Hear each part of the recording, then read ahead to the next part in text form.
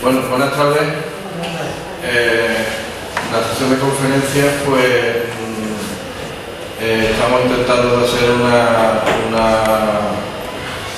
sesión que sea diversa, no solamente monotemática. Entonces traemos cosas científicas en otro día de los asteroides o históricas.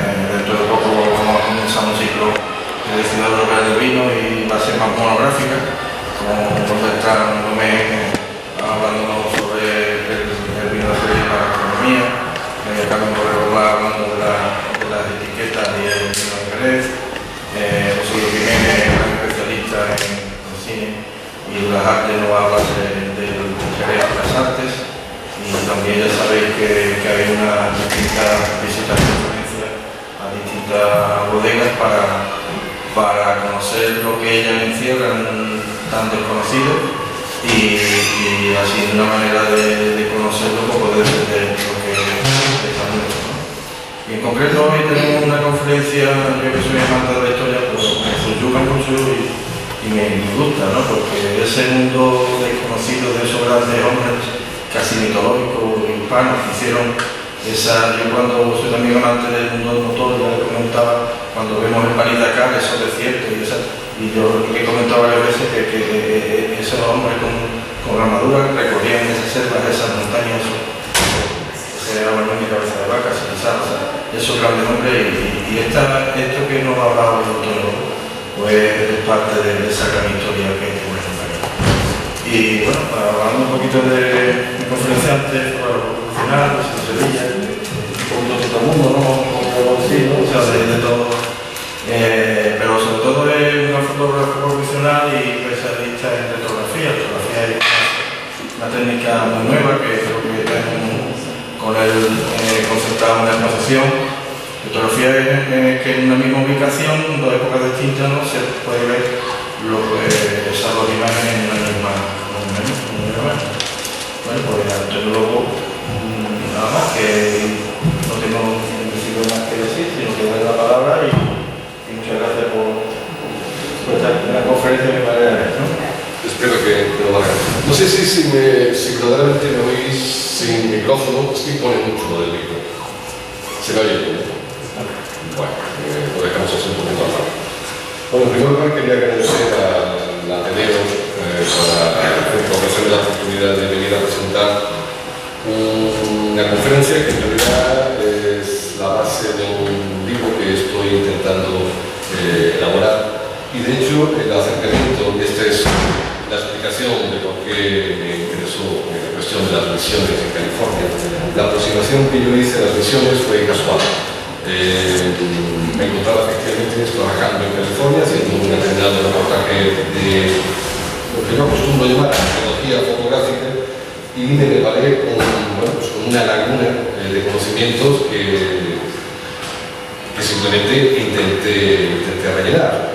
Descubrí que existía una serie de personas, de individuos, de personajes que allí eran continuamente referidos y que yo simplemente, con toda mi ignorancia, pues jamás he oído hablar de ellos, ¿no? Lo que pasa es que esa curiosidad fue enlazando punto con punto y hasta concluir con este proyecto. Es un macro proyecto, para ser sincero, es bien grande y bastante extenso, de fotografía, pero también de recopilación de información, lo que en un periodo apenas de 50 años, es lo que vamos a hablar hoy, apenas se refiere a la época de las misiones de 50 años, pero que sin embargo fue determinante para crear lo que hoy en día es el estado de California. Puede parecer todo un poco extraño, pero yo creo que iré consiguiendo dar un poco de luz a esta cuestión. De hecho, he preparado bastantes imágenes para ilustrar toda esta aventura, toda esta epopeya.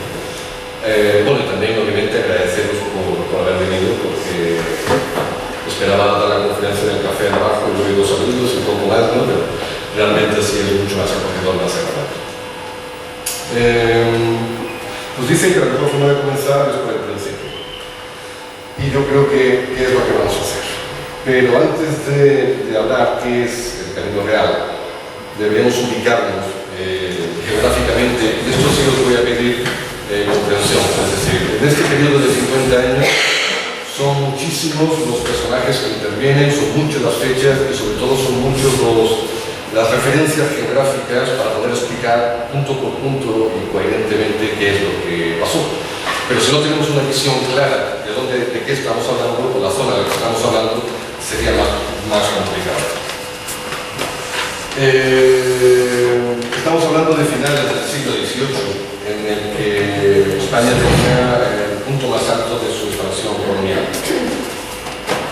Esta parte rosada es lo que corresponde a Nueva España, que es un territorio gigantescamente enorme y la mayor parte de él completamente desconocido, sobre todo esta parte de aquí, todo lo que es lo que aquí se llama la Alta California.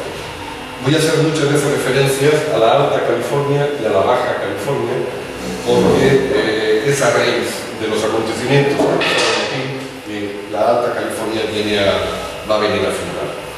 Todo el espacio que vamos a utilizar va a ser concretamente lo que corresponde a grandes rasgos la California de hoy en día, que es esto de aquí, y más concretamente esta bahía y esta bahía y esta bahía.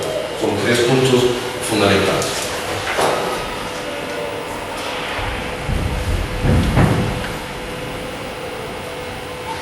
Pues la conferencia se llama El Camino Real, las misiones en California. Lo del Camino Real es una de las primeras cosas que te llaman. ¿Alguien ha estado en California? Sí. Bueno, aparte de nuestro Don Quijote particular, también. Es porque facilita algunas cosas. El Camino Real es una denominación que te encuentras continuamente en la California del Sur. Este mapa representa efectivamente las tres vías de comunicación principales de California, de norte a sur, y el Camino Real corresponde a esta vía de aquí. Bueno, tal vez la otra es más fácil, está muy oscuro ahí. Esto es el Camino Real. Son 996 kilómetros desde San Diego de Alcalá, en la frontera ya con México, esto es Tijuana, esto es San Diego, hasta San Francisco Solano. Cuando digo que son 996 kilómetros de Camino Real es porque textualmente los americanos lo denominan así, el Camino Real, en castellano. El Camino Real se origina como resultado de un plan de colonización y evangelización por parte de la corona española, basándose en un sistema de misiones, presidios y pueblos. Esto lo vamos a ver también varias veces durante la conferencia. Cada país tenía una forma de expandirse cuando decidían colonizar, conquistar el territorio. Hay un dicho, se lo comentaba hace un momento hay un dicho que, no sé quién lo dice, pero resulta bastante ilustrador, que dice que cuando los ingleses llegaban a un territorio, lo primero que construían era una ciudad, los franceses un castillo, los holandeses una factoría y los españoles una iglesia. Y los portugueses un secadero de bacalao. No, eso no. Pero sí, lo de la iglesia es auténtico, es verdad. Los españoles tenían un sistema de expansión basado en las misiones, pero que a su vez era acompañado de... ¿Se va a oír bien en el fondo? Sí, ¿no? También acompañado de los presidios, que no tienen nada que ver con el concepto de establecimiento prisional que hoy tenemos, sino que son apenas acuartelamientos. También lo iremos viendo, apenas estoy haciendo una pequeña introducción de los términos que vamos a utilizar de aquí en adelante. Y los pueblos, es decir, las misiones estaban destinadas a los neófitos, los indígenas, los presidios, llamados así, incluso en Estados Unidos se llaman así todavía hoy en día, eran acuartelamientos militares, y los pueblos estarían siempre destinados a los colonos y a aquellas personas que la administración del vicerreinato de Nueva España determinaría que deberían ocupar los territorios para poder hacer la expansión económica y subsecuentemente cobrar tributos e impuestos. Pero eso, como es obvio, no falla nunca. Esta es una pequeña sinopsis, un pequeño barrido muy esquemático de las tales misiones. Desde San Diego de Alcalá, de San Luis de Francia, en fin, eso es apenas una ilustración. Incluso aquí se puede ver un poco el estilo, y también lo veremos más adelante, el estilo que iría entre el post-barroco, llamado así, en las fachadas, del barroco hasta el clasicismo y en algunos casos el neoclasicismo. Esto ilustra un poquito, es más fácil de verlo así, de entenderlo, porque a veces cuando uno habla de misiones se imagina pues las misiones de África o las misiones así un poquito más pues eso, africanas normalmente. El concepto es un concepto del siglo XVIII y es un concepto, como digo, planificado para permitir y facilitar la expansión del territorio de las colonias. Dicen, eso es una cosa curiosa, cuentan que la labor de construir el camino real no era una cuestión, digamos, de meter las máquinas y avanzar, sino que cada vez que se hacía una misión y se construía una segunda misión, estaba todo, como digo, muy bien planificado. La distancia entre ellas es equidistante. Normalmente no, corresponde efectivamente a una jornada a caballo entre misión y misión. Es decir, aproximadamente 50 kilómetros, no sé cuántas millas ahora, pero son como 50 kilómetros aproximadamente. Para hacer este trabajo, que cada vez que se hacía una nueva misión, los frailes, muy acompañados obviamente de la mano de obra de los indígenas, no solamente ampliaban y facilitaban y limpiaban las vías, sino que también sembraban semillitas de mostaza para que en la época de floración el camino estuviese debidamente marcado con flores amarillas. Incluso hay quien diga que la película Mago de Oz, aquel camino de las rosas amarillas, tiene su origen precisamente en el camino real. Curiosamente, la verdad es que incluso he leído quien lo confirma, por causa del autor del libro original de Mago de Oz. Es bonito. En cualquiera de los casos, hoy en día ya están reconstruidas debido a una cierta decadencia que les sobrevino, sobre todo después de la desamortización hacia 1832, pero debido sobre todo al esfuerzo de una serie de personas, de personajes, de historiadores, de ilustres colaboradores, se consiguieron recuperar durante todo el principio del siglo XX hasta hoy en día. Como Paco también estaba comentando, he intentado, lo iremos viendo, alternar un poco las fotografías de lo que es hoy en día y de lo que eran las misiones hasta donde la fotografía me permite. En algunos casos son fotos, en otros casos tienen que poner grabados, pero vamos a ver efectivamente cuán estuvieron degradadas hasta que fueron recuperadas. Recuperadas hasta el punto de que hoy en día todas son visitables, todas son turísticamente muy poderosas, como una fuerza turística incluso de una California menos hollywoodiana. Incluso algunas de ellas, bueno, casi todas tienen todavía su labor evangélica, e incluso algunas pues, se han convertido en grandes y poderosas universidades, como la de Santa Clara, que es la más antigua de los Estados Unidos y tiene su base precisamente en la misión de Santa Clara. Pero eso, como digo, apenas estoy adelantando lo que iremos viendo. Pues hoy en día el tal camino real corresponde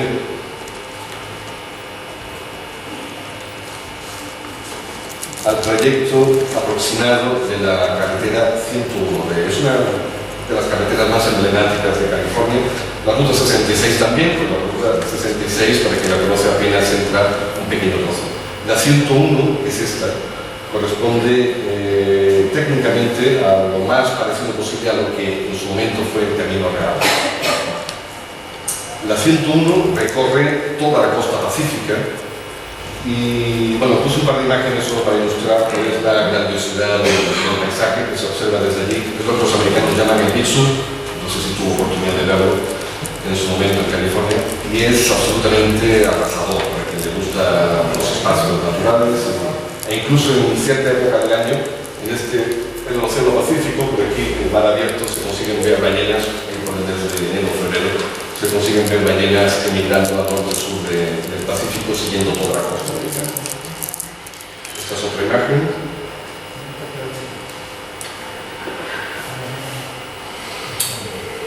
Y este es uno de los símbolos que, como decía al principio, más te llaman la atención, el camino real.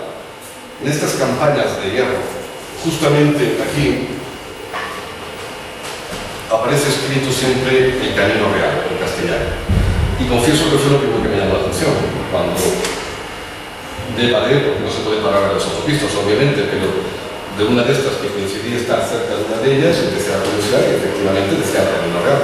Jamás había ido a hablar del camino real, lo admito.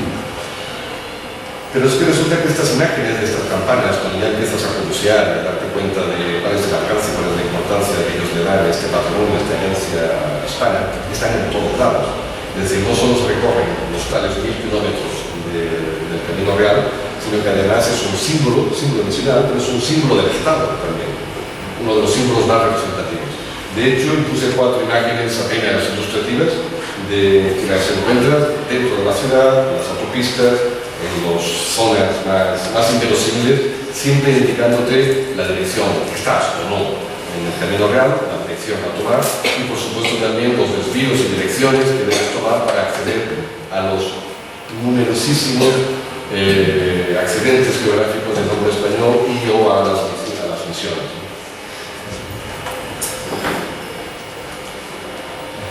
En esta parte, yo creo que no voy a tener tiempo de hacerlo todo. Voy a dejar una pequeña introducción, porque aquí vemos California representado como una isla. Hay mucha gente que ignora cuál es el origen del nombre de California. Mucha gente, hasta que lo descubres, porque yo también lo ignoraba. El nombre de California lo digo muy rápidamente, sin entrar en muchos detalles, si no nos sobrará tiempo, nos faltará tiempo. Tiene su origen ni más ni menos que en las crónicas de Amadís de Gaula, la novela de 1500 pocos, no recuerdo la cifra exacta, la fecha exacta, donde hace referencia a un reino imaginario que estaba dominado por una reina, la reina Calaifa, que bueno, tenía unas características muy parecidas a las que luego se hicieron sobre las Amazonas. Era negra, fuerte, portentosa en inteligencia y en control de su reino. El reino era absolutamente maravilloso. Todo era un país lindo y perfecto, y por todo gobernado por una reina, la reina Calaifa. Cuando Hernán Cortés desembarca por primera vez en una exploración casual que hizo por la zona de California, le pareció que estaba literalmente en el libro de las Sergas de Slandiano, que así se llama el libro original de la historia.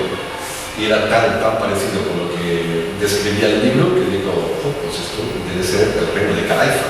Y efectivamente, de ahí derivó el nombre, de Calaifa pasó a California, y los habitantes son californios, incluso hoy en día no son californianos, son californios mismos. Pero ¿cómo se origina todo esto? Bueno, pues cuando uno oye hablar de California, normalmente lo primero que se le ocurre siempre es recurrir a las imágenes más estereotipadas del surf, de las grandes ciudades, de las grandes construcciones arquitectónicas y obviamente, como no, de Hollywood.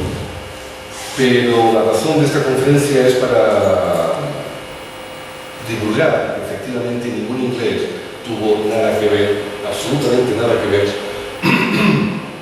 con el desarrollo histórico de California. Fueron apenas un grupo de españoles, locos egregios, tal vez, a veces empuñando la espada, a veces empuñando la cruz. No interesa, el caso es que ellos todos dejaron una herencia y un legado que hasta hoy en día permanece. Y esa es, yo creo que lo fundamental, el eje central de la idea de la conferencia. Este es un mapa posterior donde ya California ya aparece unida al continente. Y vamos a hacer un breve repaso, porque históricamente, aunque sean apenas 50 años, las vicisitudes que se entrelazaron para poder dar lugar a esta aventura fueron muchas, y muchos los personajes que intervienen. Voy a intentar de verdad ser lo más sintético posible. Durante la segunda mitad del siglo XVIII, la corona española se plantea como objetivo principal la expansión, la ocupación y exploración de lo que ellos llamaban, recordáis el mapa, la Alta California. Esa Alta California, lo vimos al principio, corresponde aproximadamente a la California que hoy es la California norteamericana. Pero esa motivación venía originada por alguna razón. Estas son las 4 principales razones, y paso a explicar. Los ingleses, que habían estado en guerra durante muchos años contra los franceses, acabaron por firmar la paz. Como recuerda los nombres, es más complicado. Firmaron la paz y accedieron a todo el territorio canadiense. Tenían vía libre para entrar en Canadá como les apeteciese, simplemente porque ya no tenían ninguna objeción, a excepción obviamente de los indígenas que por allí habitaban. Eso llegó a oídos del rey español, que obviamente empezó a preocuparse y a molestarse porque veía en peligro, no tenía forma ninguna de poner traba a la frontera, aquella frontera inicial que vimos en el mapa principal, y tenía bastante recelo de que los ingleses consiguieran avanzar más allá de aquello que les estaba permitido.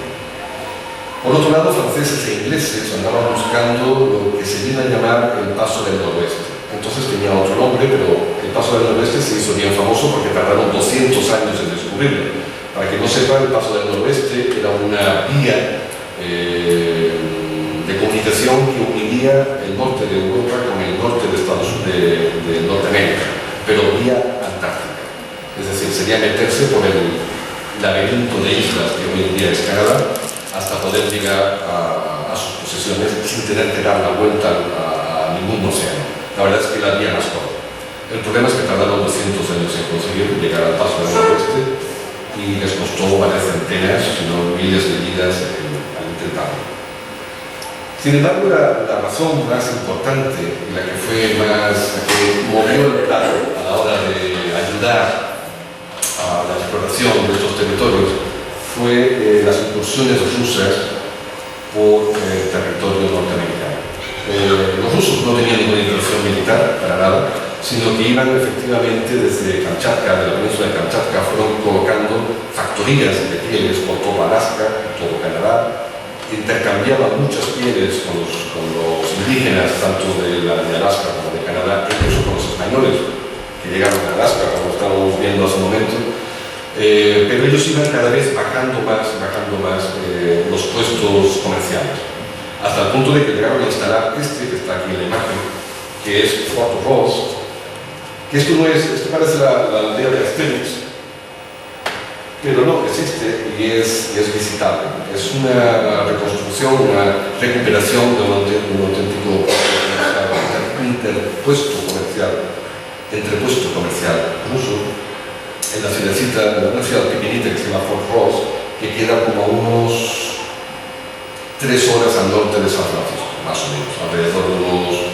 300 kilómetros, 350 kilómetros más o menos. Y esto fue la gota que colmó el vaso. Fue a partir de estas incursiones que realmente los rusos no tenían ninguna intención de tomar territorios, pero el rey español entendió que debía poner cota a tanto escalamiento, con mucho tráfico de pieles de osos grizzlies a que se dedicaran, pero esos osos grizzlies pertenecían, según ellos, a la corona española y por tanto tenían que pagar por llevárselo. El caso es que fue, desde mi punto de vista, la razón principal, y históricamente está escrito como la razón principal. No obstante, hay otra razón que no es menos importante, que es la protección del galeón de Manila. Para quien no sepa, el galeón de Manila es un nombre genérico que se daba al intercambio comercial entre Filipinas y México. Solo que hasta determinada fecha ese intercambio era solo unilateral, es decir, solo partían barcos desde México hasta Filipinas, simplemente porque no había forma de hacer el viaje de regreso, porque nadie lo descubrió.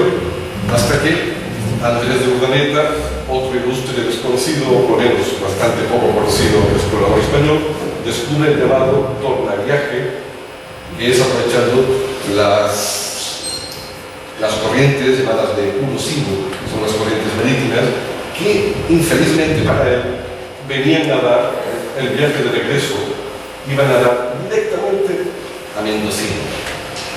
Mendocino está un poquito más abajo de Fort Ross, a 2 horas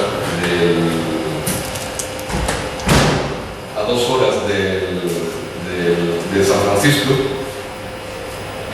y además fue llamado así por causa de un virrey español. Pero claro, cuando estamos hablando del galeón de Manila, resulta que el galeón efectivamente venía cargado de toda clase de riquezas, vamos, brutalidades de riquezas. En realidad solo llegaba una o dos veces al año, desde Manila hasta Acapulco, hoy en día. Entonces se llamaba Puerto Dorado. Y los ingleses lo sabían. De manera que con toda la paciencia del mundo mandaban a sus ilustres piratas, Sir Francis Drake, entre otros, a esperar para el galeón de Manila y simplemente se dedicaban a saquearlos. Pero esto era política habitual de un bando o de otro. Solamente que el galeón de Manila era especialmente llamativo. El caso es que en la corona española se determina que era imperial, era imperioso, era determinante y absolutamente fundamental establecer puertos de abrigo precisamente donde las corrientes de puro Sibu iban a llevar el barco. El barco tenía que hacer este trayecto para aprovecharlo y tenía que poner por lo menos un punto aquí y otro punto de protección. Aquí eran varios puntos. Si os recordáis, en el mapa principal veíamos esta bahía y esta bahía de aquí. Pues esos son los puntos a partir del cual se establece el primer plan de expansión y colonización. Estas eran las razones, no había otras. La razón evangélica apenas correspondía a aquella, no digo familia en absoluto, no es el término, pero sí al hábito de, conforme avanzas con la colonización, intentas avanzar también con la evangelización. El motivo era técnicamente comercial y económico, era la razón principal. Pero una cosa en aquella época no podía venir desvinculada de la otra, tenía que ser pan con pan.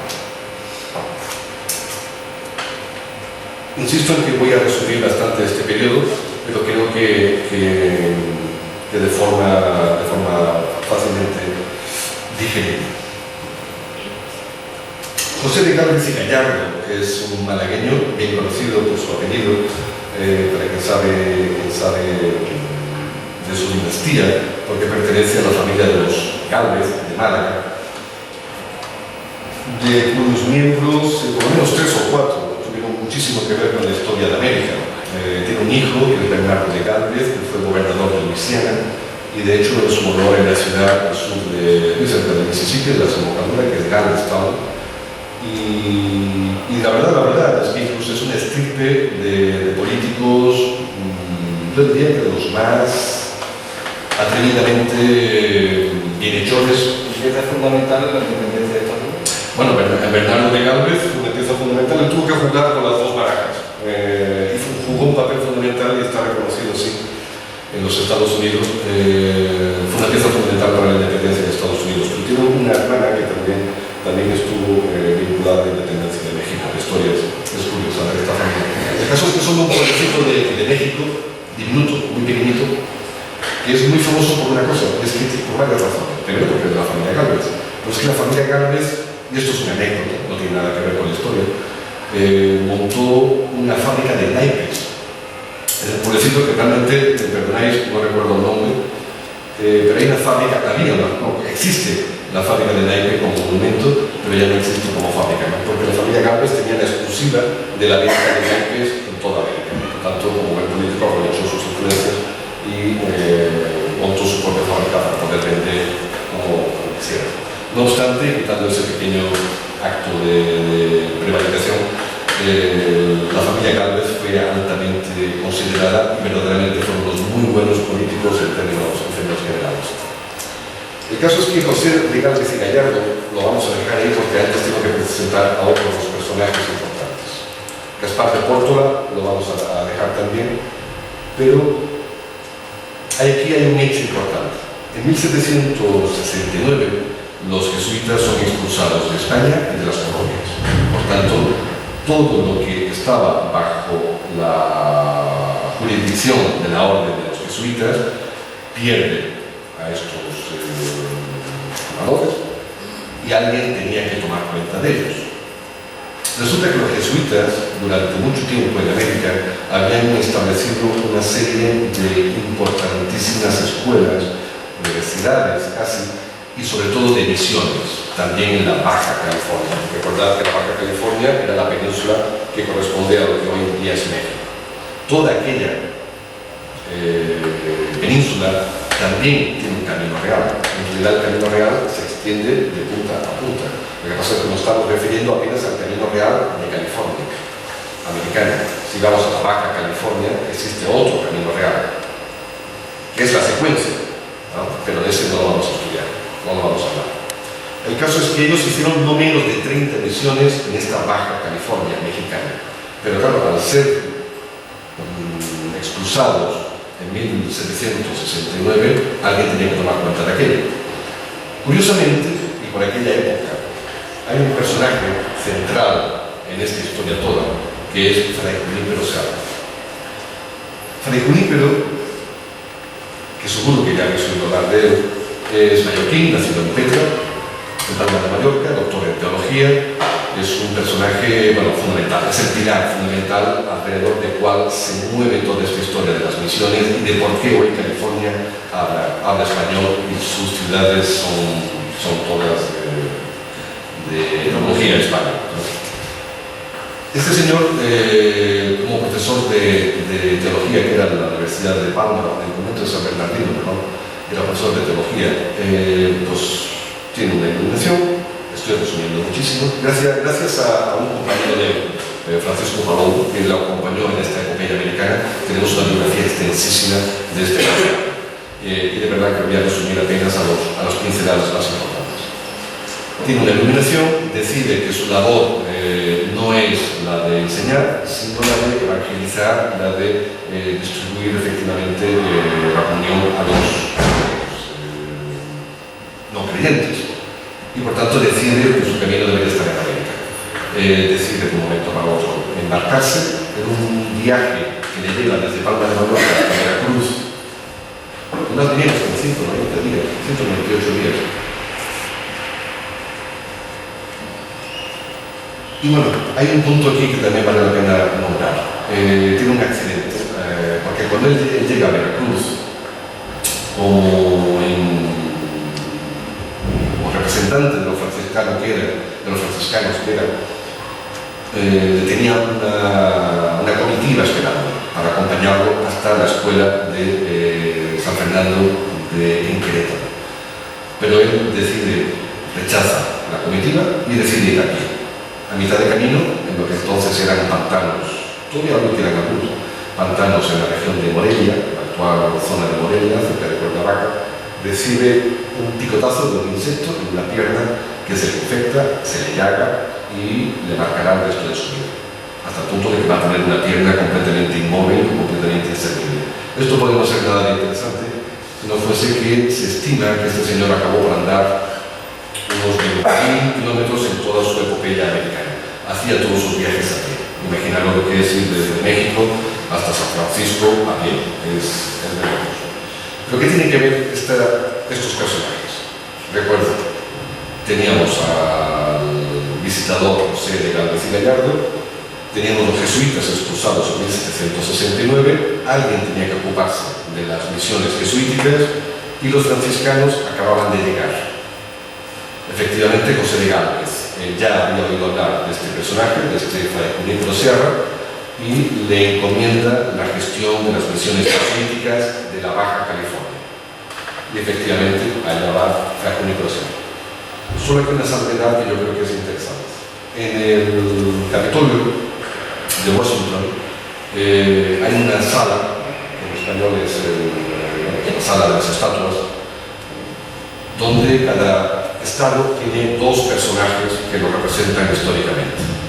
Porque además cada estado elige popularmente estos personajes.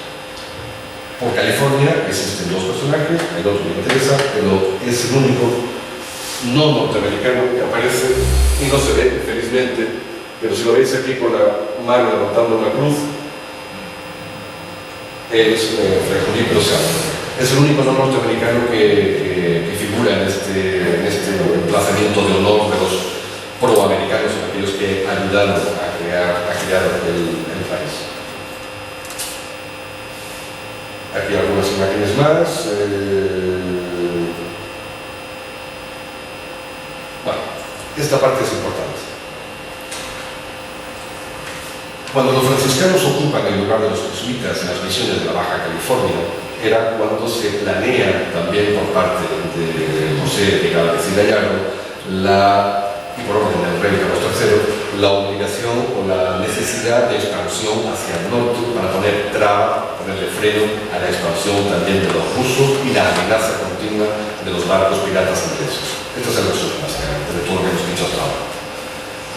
Por tanto, aprovechando que Fray Junípero Sierra estaba en Querétaro, José de Gálvez le manda a llamar y se reúne con él en una famosa reunión en la ciudad de San Blas, al sur de la Baja California. En esa reunión, los dos trazan las líneas generales de lo que iba a ser la colonización de esa Alta California, un territorio completamente inexplorado en su interior, se conocían las costas, pero no el interior del continental. Y entre otras cosas, Fray Junípero impone algunas reglas que serían estas de aquí: el respeto a los indígenas, un trato correcto y comprensivo, respeto a las mujeres nativas. Hay una razón para ello. Él ya venía, los franciscanos ya tenían alguna experiencia y precisamente es que también esto tiene que ver con las misiones de Texas, esta parte no la he contado. Paralelamente al Camino Real de California existe otro Camino Real en Texas. Y yo no quiero complicar las cosas mucho, pero existe exactamente con las mismas funciones, solo que para frenar el avance de los franceses. Fray Junípero estuvo a punto de llegar a gobernar las misiones de Texas y al final acabó por no hacerlo porque fue llamado para las de Baja California, pero ahí recibió determinadas informaciones de lo que pasaba con los indígenas, los militares, las mujeres indígenas, que no acostumbraban a ir muy vestidas, y con la complicación con los colonos. No obstante, estas normas, que pueden parecer muy simples, determinan algo que al final veremos, que es la diferencia, para bien o para mal. No estoy defendiendo ni estoy atacando a nadie, pero la verdad es que, para bien o para mal, la diferencia de la colonización hispánica con respecto a la colonización anglosajónica se basaba precisamente en estos puntos, en el respeto, visto desde la perspectiva del siglo XVIII, no visto desde la perspectiva del siglo XXI, porque vieron allí algunas cuestiones que obviamente pondrían en duda si el respeto era verdadero o no, pero por lo menos había la intención, cosa que los ingleses nunca tuvieron para con sus conquistas en el lado del este de Estados Unidos. También así que estas obligaciones, estas condiciones que el propio virrey, que se le llama Bucareli, llegó a firmar y a suscribir, pues eso, que la amabilidad, amor y generosidad que se les demuestre constituyen los únicos medios para ganarse a los indígenas. Para mí estos son los puntos más importantes. Volvemos a la diapositiva anterior, donde teníamos la foto de José de Gálvez con un señor que era Gaspar de Porto. José de Gálvez ya había llegado a la conclusión de que podían avanzar, tenían un plan de civilización y de colonización a través de los misioneros franciscanos. Les faltaba era la logística para poder avanzar. Hay que explicar aquí que diversas expediciones y diversos expedicionarios, sobre todo navegantes bastante desconocidos, en gran medida españoles, estuvieron rodeando y caboteando toda la costa de California, haciendo cartas esféricas y cartografiando toda aquella zona. Vale la pena referir a dos. Uno de ellos es Pedro Rodríguez Carrillo, que dicen que era portugués, pero parece que no, que finalmente era sevillano, y Sebastián Vizcaíno. Ambos ellos tuvieron un papel fundamental porque descubrieron por lo menos dos puntos de abrigo. ¿Recuerdan aquellas bahías pequeñitas? Lo veremos ahora en detalle. Dos puntos de abrigo donde irían a instalarse misiones y presidios, que será el plan fundamental inicial de la colonización, el plan que Gálvez y Gallardo y el franciscano Fray Junípero Sierra habían enviado. Hacer por lo menos dos presidios de entrada con sus respectivas misiones y eventualmente algún pueblo para poder avanzar en el resto de las misiones. ¿Me sigues? Esa expedición, la de Sebastián Vizcaíno, cartografió lo que hoy es la bahía de San Diego. Perdón, no es Sebastián Vizcaíno, primero en cartografiar fue Camilo, que además la llamó Bahía de San Miguel inicialmente. Pero bueno, el caso es que la primera expedición, la que se dedica a San Diego, parte del sur de la Baja California, era una doble expedición, la marítima y la terrestre. La marítima era apenas 2 barcos, la terrestre era un poquito más generosa. No voy a entrar en detalles de cómo fue la expedición marítima, como estábamos hablando antes, porque realmente puede parecer todo muy lineal, pero fue un desastre total. Desde los 2 barcos que iban, en un viaje de apenas 3 días de distancia, acabó por demorar semanas, porque entre tormentas, escorbutos, pérdidas de toda clase de extravíos con el barco, acabaron por perder el 50% de las 204 personas que iban en los 2 barcos. Por tanto, solo uno realmente llegó vivo. Del otro barco se dice que llegó solo el cocinero y el carpintero. Pero es verdad. No obstante, a 16 de julio de 1769 primero llegaron los barcos, luego llegó la expedición terrestre, llegan los 2 y confluyen en la bahía de San Diego, y el mismo día que llega la expedición terrestre con Fray Junípero Serra arrastrando su tierra maldita, va y inaugura la primera de las misiones. Pero atención, porque cuando se dice que se funda la misión de San Diego de Alcalá, no es que lleguen y hagan esto, una misión, sino que lo que hacía literalmente era coger una campana, la colgaba de un árbol, daba una misa y daba por sentado que la misión estaba fundada. De ahí que la historia de la campana que recorre toda California tenga su origen exactamente en esta manía que tenía Fray Junípero Serra. La construcción fue paulatina, las construcciones de todas las misiones corresponden a una serie de condiciones que iremos viendo también de aquí a poco, pero inicialmente no pasaban de ser chozas, auténticas chozas de adobe, en el mejor de los casos, con techos de paja, y eran bastante precarios. Pero precario era todo, en realidad, incluso la alimentación. En los primeros tiempos de la misión de San Diego lo pasaron genuinamente mal, o sea, no había producción de nada, e incluso los indios que ellos iban a evangelizar tuvieron que ayudarles a ellos trayéndole alimentos porque estaban muertos de hambre, literalmente. Y bueno, esos son imágenes de lo que posteriormente y con el tiempo se irían mejorando las misiones. Pero las misiones fueron mejorando no solo en la arquitectura, sino también en producción, también lo iremos a ver. Porque una de las condiciones que las misiones tendrían serían la de ser autosuficientes. Esta imagen de aquí me pareció simpática solo para dar una ilustración de la importancia que los americanos le dan efectivamente a esta tradición, a esta herencia española. El equipo profesional de béisbol de San Diego se llama Los Padres, y el muñequito, en vez de ser un cañonero cualquiera, pues es efectivamente un fraile sobre toda su panza. Lo vive realmente, es curioso. Y se llama tal cual, Padres. Pero esta fue la primera. Recordamos cuáles eran los 3 pilares, eran misiones, presidios y poblados. Tenemos que ya montar una misión en San Diego y subsecuentemente montarían un presidio. El presidio les serviría para frenar el avance de cualquier enemigo que se atreviese a pasar por aquella línea. Y además estaba muy favorecido por la propia forma de la bahía de San Diego. El siguiente paso sería la bahía de Monterrey. La bahía de Monterrey, pues aquí queda aquí exactamente, aquí la vemos ampliada. Monterrey es este punto de aquí. Esto es Santa Cruz, que es importante porque también vendrá otra de las misiones, y de hecho a caballo se puede hacer en un día perfectamente, incluso aquí se puede hacer. Y este punto de aquí es Carmel. Será importante porque viene así. Ya tenían una misión, ya tenían un presidio en San Diego, ellos tenían mucha prisa en avanzar territorialmente. Por tanto, mal fundan la famosa misión de San Diego, el señor Gaspar de Pórtola se embarca en el único barco que le quedaba vivo y se dirige toda la costa de San Diego para buscar esta bahía que había sido cartografiada por el tal Sebastián Vizcaíno que hablábamos antes.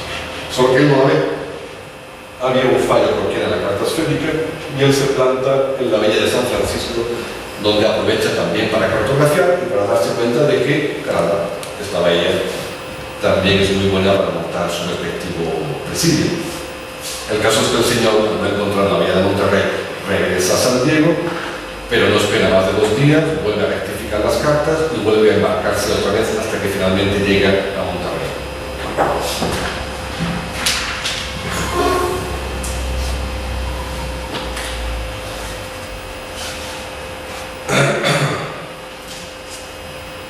Voy a ampliar una parte de la historia, que yo creo que es interesante, pero creo que ya voy un poquito despacio.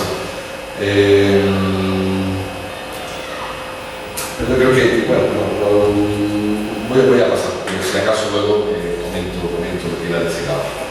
El caso es que la siguiente de las misiones, esta es una imagen cercana de lo que es la costa de Monterrey, corresponde al Big Sur, aquel famoso trayecto.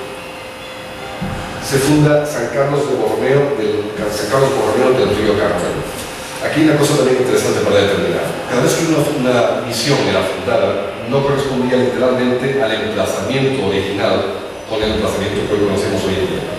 Entre otras cosas porque, más concretamente en el caso de las misiones que tiene su correspondiente presidio militar, y por orden de Fray Junípero Sierra, las misiones fueron trasladadas lo más lejos posible de los presidios, precisamente para evitar problemas continuos entre los militares, las mujeres, los colonos. Por tanto, mientras más lejos estuviesen, mejor. Y de hecho, la misión inicialmente es fundada en Monterrey, pero poco tiempo después la traslada a Carmel, que está unos kilómetros un poquito más para abajo, y funda San Carlos Borromeo. Para quien recuerde, Carmel se llama así por causa del río Carmelo, que pasaba por allí. Fue la ciudad donde Clint Eastwood fue alcalde hace unos años atrás. Es una ciudad preciosa. Vale la pena ver. Este es el interior de San Carlos Borromeo. Yo no sé si me queréis permitir, no sé si se va a oír el interior, más detalles. Esto es curioso de aquí. Esta figura, esta línea se repite en todas las misiones. Aquí no se ve muy claramente. Son unas líneas como imitando como agua, así como trazados de agua. Se repite en todas las misiones. Está en columnas, puertas, en decoraciones, y es un símbolo indígena. Ellos lo adoptan como una especie de símbolo curioso y lo llevan a mucha honra. San Carlos de Borromeo acaba por ser la sede de toda la época de las misiones. Es donde se establece la misión central, donde Fray Junípero Sierra tiene su oficina, que es esta de aquí, y donde acaba por morir, efectivamente. Es la celda original de Fray Junípero Sierra. Muere y es enterrado el 28 de agosto de 1784 en la misión de San Carlos Borromeo. A modo de resumen, vuelvo a repetir aquí en este slide cómo estaba planificada toda la expansión colonial. Existían estos tres tipos de asentamientos que les dio buen resultado, no solo en California, sino ya lo habían practicado antes también en otros lados de las colonias americanas. Eran las misiones dedicadas básicamente a los indígenas.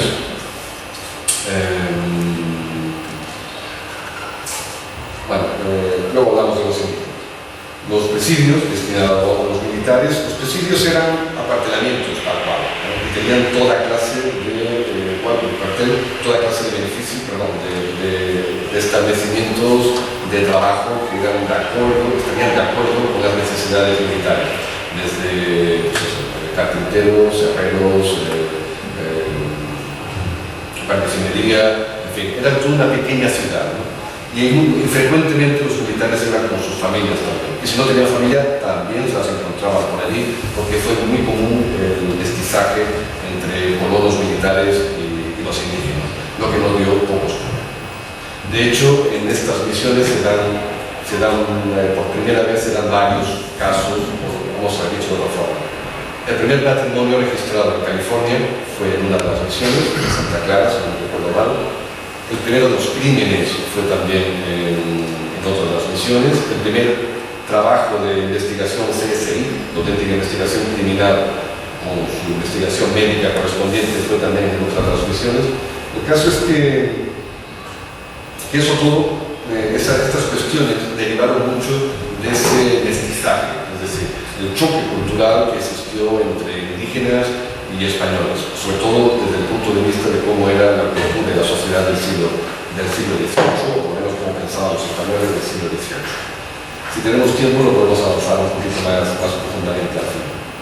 Y luego estaban los pueblos, que estaban destinados a aquellos colonos que, por orden del rey, irían a ocupar espacios vacíos entre las misiones y sobre todo en territorios más continentales, más para adentro.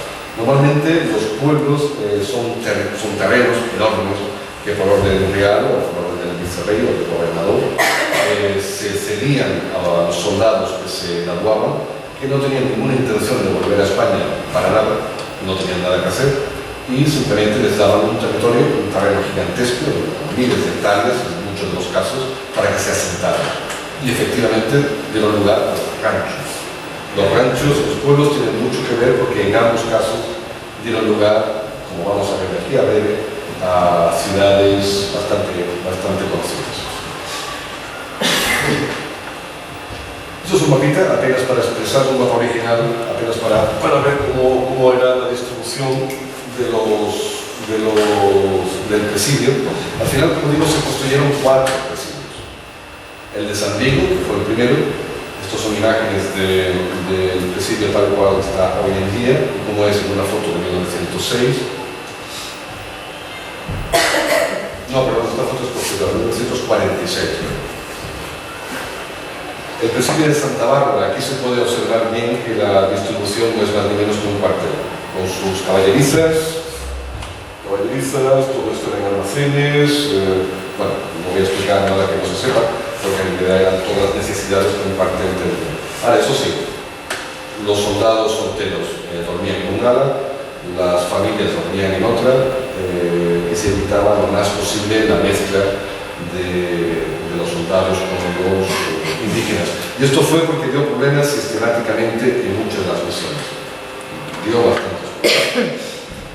Esta es la misión de Santa Bárbara, perdón, el presidio de Santa Bárbara. He colocado una foto de la misión para dar a entender que la misión es una cosa y el presidio era otra. En realidad la distancia entre una y otra son como unos 5 kilómetros aproximadamente. Este es exactamente esta misma fachada, en un grabado de finales del siglo XVIII. El presidio de Monterrey no queda nada hoy en día, apenas unas excavaciones arqueológicas visitables aquí, de esta forma. Y bueno, como todos los americanos, pues les gusta efectivamente reclamar aquello que les da personalidad, les da carácter, les da historia. Es verdad que no tienen nada de interesante en cuanto a arqueológicamente hablando del presidio, pero ellos levantan efectivamente su acuartelamiento y su gobierno. ¿Y aquí voy a decir que no tienen historia? No, ellos tienen historia y mucha, lo que pasa es que la ignoran. Algunos de los que están aquí presentes saben que yo estuve, esto es un paréntesis, conviviendo con los indios Hopi en el norte de Arizona y Nuevo México, y tuve la suerte de visitar lo que son, ¿cómo explicaría yo? Imagínense una especie, una planicie de 300 metros planos, y de repente de ahí se levanta una muralla pues, de unos 80 metros, es un escándalo, como un escándalo. Toda aquella muralla de 300 metros estaba toda pintada, pues desde las manos aquellas que soplan para hacer, tenían representaciones astronómicas, técnicamente tenían, además está estudiado, pero además de que todas las paredes estaban llenas de pinturas rupestres de 10.000 años atrás, el suelo estaba plagado de cerámica, hasta el punto de que le decía a mi amigo Pedro el otro día que efectivamente, y lo confieso, me llevé a unos trozos de cerámica Hopi, lo lamento, es que la verdad es que estaban tiradas, pero no puñetos, no, toneladas, literalmente toneladas de cerámica estaba tirada por el suelo. Estamos hablando de que la cerámica es posterior, las pinturas son de hace 10.000 años, la cerámica es algo posterior. Por eso digo que sí, como tener historia tiene mucha y profunda e importante, pero esa parte de la historia indígena la ignoramos. No quiero entrar en más detalles. Tal vez para un segundo curso. Presidio de San Francisco. ¿Estuvo en San Francisco? ¿Reconoce esta montaña? ¿La reconoce? Por el grabado seguramente no, pero si ve dónde está ubicado el presidio, esta es la bahía de San Francisco. Esta es la parte de la península donde está la ciudad, esta es la parte continental. Si no pierden de vista esta montaña corresponde a esta de aquí. Esta de ahí. Son las headlands, de donde todo el mundo suele hacer la famosa foto del Golden Gate, que queda muy bonito, sobre todo cuando la niebla entra y tal. Eso son las headlands, también tiene todas estas zonas, se llaman headlands. Y esto es el presidio hoy en día, que es efectivamente un acuartelamiento militar visitable y, bueno, es una atracción turística más, aunque sea militar, es una atracción turística, mismo que sea solo porque está debajo del Golden Gate, que no es poca cosa, ¿no? Aquí hay una visión un poquito más amplia, no sé si se va a ver con tan poca luz, no se va a ver muy bien. Aquí se ve muy bien, esta es la montaña que hablábamos antes, estas son las headlands. Toda esta área de aquí es Mining County, que luego iremos a hablar. Sausalito es una ciudad muy pintoresca que queda por aquí, justo al frente de la isla de Alcatraz, que está aquí. Lo va a ubicar más o menos. Alcatraz, que además fue nombrada por Sebastián Vizcaíno. Y nadie sabe por qué se llama Alcatraz, porque hay de todo en los Alcatrazes. Muy bien, ¿verdad? Este es el Golden Gate, este es el presidio que estábamos viendo, esta es la entrada a la ciudad de San Francisco. Esta área toda hoy en día se llama presidio, en honor precisamente a aquella construcción, y doy fe de que los que viven allí, no sé dónde habían sacado el dinero, me quiero saber, pero probablemente no del presidio. Es la zona más cara de San Francisco. Estamos hablando de casas. La más barata puede rondar los, cuenten a partir de 3 o 4 o 5 o 6 millones de dólares por vivienda. Es una barbaridad. Pasear por allí se te caen dos lágrimas como dos témpanos. Aquí tenemos un pequeño resumen y una pequeña anotación interesante. Ya en 1773 ya existían 5 misiones, no se preocupen que la vamos a ver todas, como hemos visto 2. Asistida por 19 franciscanos y 500 indios bautizados. Esto fue paulatinamente creciendo. Conforme la autonomía económica de las misiones iba aumentando, el número de neófitos también iba aumentando y todo lo que era la organización costera y la organización administrativa del territorio iba también en aumento. Este año es importante porque, una vez más, el señor Federico Sierra, con su pierna averiada, se dirige personalmente a entrevistarse con el virrey de Perello y le pide el control, el gobierno, la educación de los neófitos. Todo lo que tuviese que ver con los neófitos tenía que caer bajo la responsabilidad única y exclusiva de los franciscanos. ¿Por qué? Pues por esto mismo. El 4 de noviembre de 1775, digamos que fue la gota que colmó el vaso. La relación que existía entre los indígenas y los pobladores colonos españoles no era del todo fina. No era mala, pero los roces eran duros, muy duros a veces. Digamos que imaginen lo que supone para un indígena. Vamos a ver, la práctica. Esto daba para otra conferencia, daría para otra conferencia.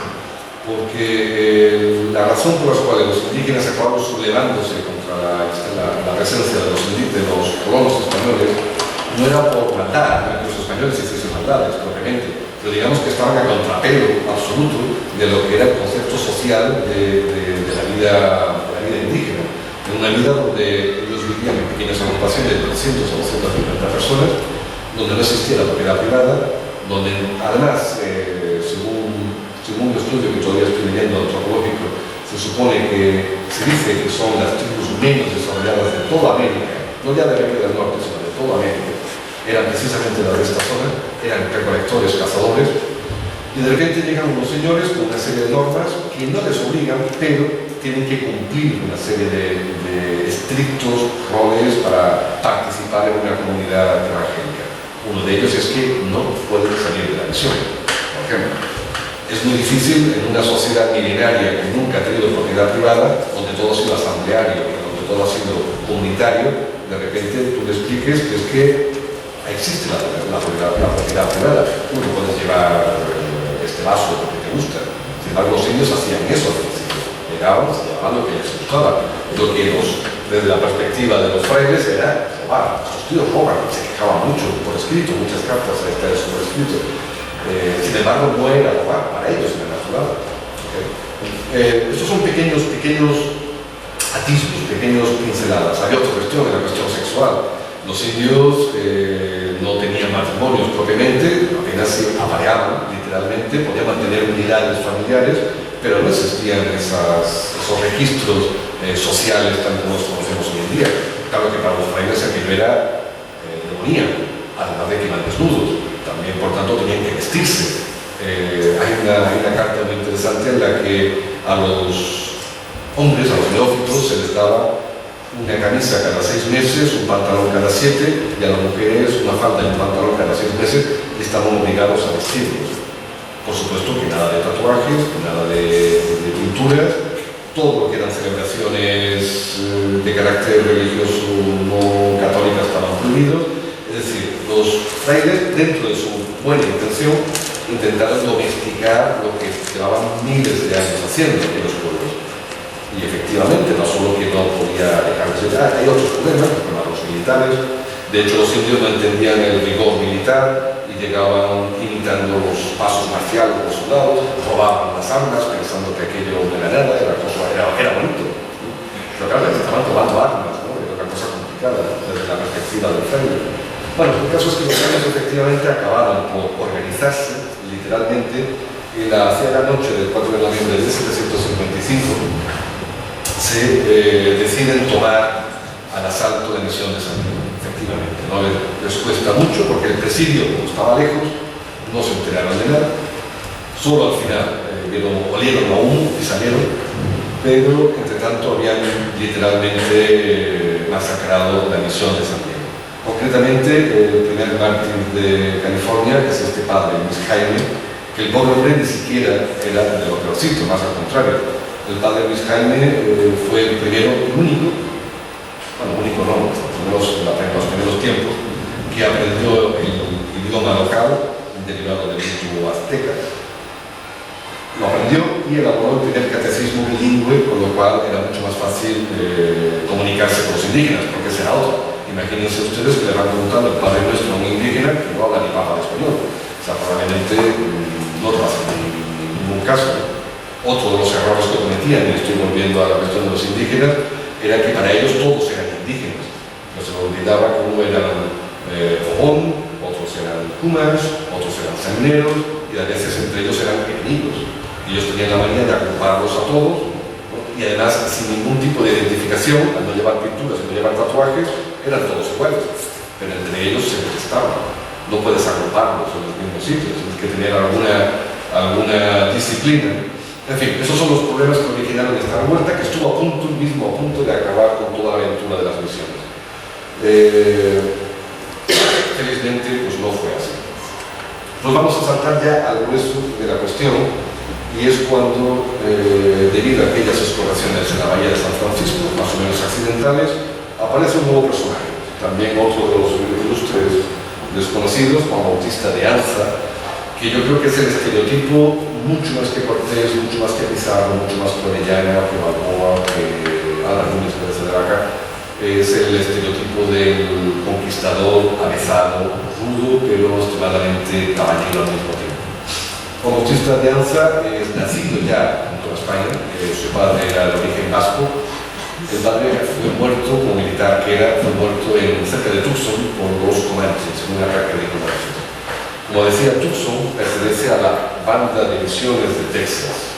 Estamos hablando de California, antes referí que había otra banda de misiones en Texas que servía para contener el avance tanto de los franceses como de los indios, sobre todo de los comanches. Hay otro español que no recuerdo el nombre, se llama Villasur, creo que es Diego Villasur, que llegó hasta Nebraska en una expedición, y ese hombre sí que realmente fue esquilmado por los comanches. Creo que sobrevivieron 2 que llegaron luego al entrepuesto militar y se pusieron a las órdenes de Juan Bautista de Anza. Bueno, este señor es fundamental, es un carácter rudo, es un dragón de cuera, que se llama, es el orden militar al que pertenece. Se llama así porque cuera eran unos chalecos de varias capas de cuero que llevaban precisamente para defenderse de los flechazos de los comanches, que eran sus principales enemigos. Este señor, y como no deja de ser otro ejemplo, los que he traído, tiene también muchísimas rutas, muchísimos nombres, parques, jardines, fuentes, puentes, auditorios, desiertos, todo tiene nombre español, todos ellos. Este es uno de los más curiosos, porque tiene una ruta, tiene un desierto a su nombre.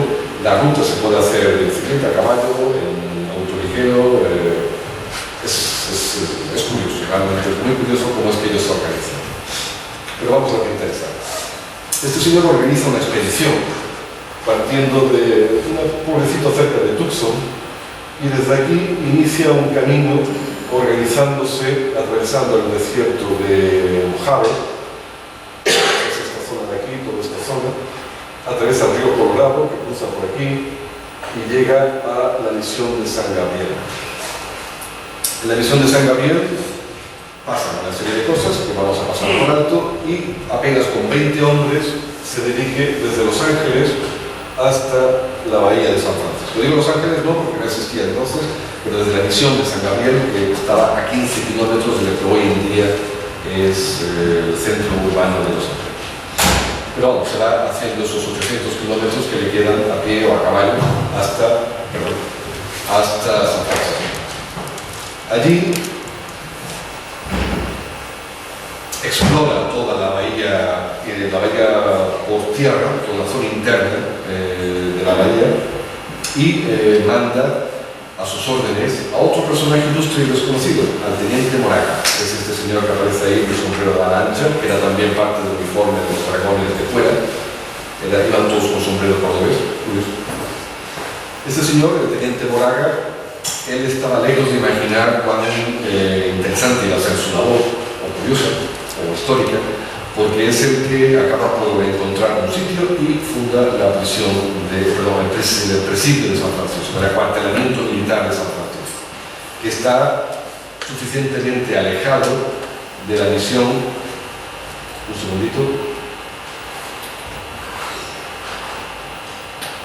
En 1776 es fundada efectivamente el presidio por este señor Moraga y cautelosamente Fray Junípero Sierra, aprovechando que ya tenían el tercero de los presidios en funcionamiento, funda la misión Dolores o la misión de San Francisco de Asís en San Francisco.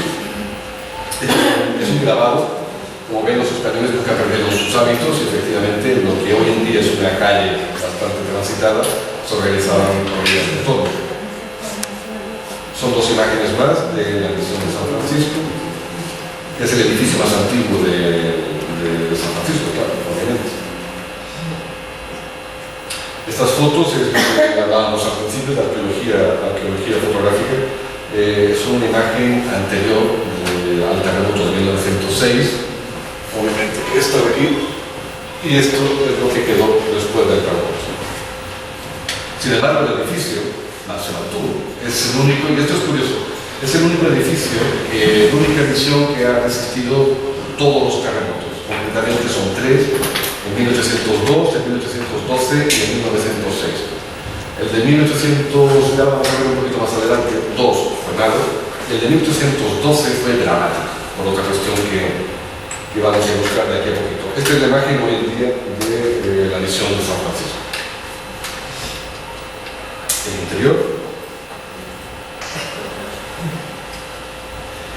muy cerquita aprovechando que ya teníamos el presidio y ya teníamos la misión, se van sentando una serie de ranchos, una serie de poblamientos civiles, de manera que en 1835, ya en el periodo post-español, ya estamos hablando del periodo mexicano, California ya pertenecía a México, se funda oficialmente el pueblo de Yerba Buena, que es el origen de la ciudad de San Francisco, técnicamente.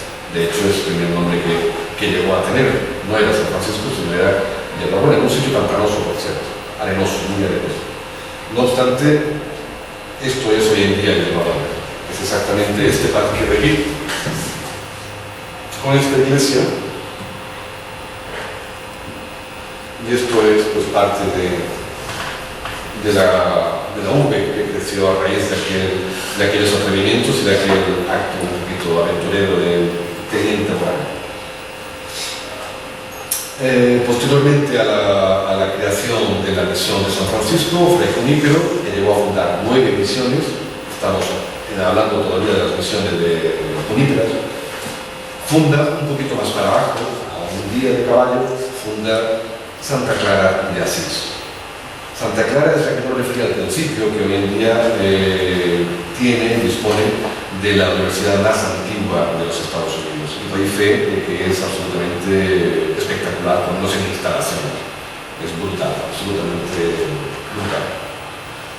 Pero, ¿qué pasó? Bueno, pues ya teníamos la misión y no iban a hacer un presidio en San José, no lo necesitaban, pero a lo mejor un poblado para ir asentando a los militares que se iban jubilando del presidio de San Francisco, el presidio superior, pues tal vez se podían repartir algunas tierras para aquel sector, eran tierras muy buenas para la labor, mucho mejor que en San Francisco. Este es el interior de Santa Clara, de la capilla. Y el teniente Moraga es destinado también a fundar la ciudad de San José de Guadalupe, lo que hoy en día es San José City. Ni más ni menos que la ciudad dormitorio de Silicon Valley, la tercera ciudad del estado, en población y en importancia económica. En fin, a mí me hace mucha gracia que el teniente Moraga haya sido efectivamente, sin saberlo, el creador o el autor de la fundación de dos de las ciudades más representativas del estado de California. Y ya que estamos hablando de ciudades y de fundación de ciudades, yo me permití redactarlo cronológicamente porque no era capaz de aprender de tanta fecha, pero esto es interesante si tenéis ahí un poquitito o si no, pues lo veo.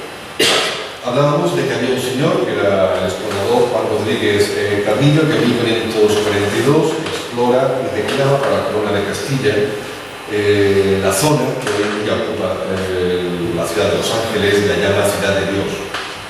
Poco después, el tal que vimos antes, Gaspar de Pórtola, bueno, no es la expedición de Gaspar de Pórtola, en realidad es Juan Crespo que iba a pie, Gaspar de Pórtola iba de barco, en 1769 hasta San Diego, llega hasta la misma zona que había escrito Cabrillo y escribe en sus memorias, en sus referencias, que hasta era un buen sitio para crear un poblado.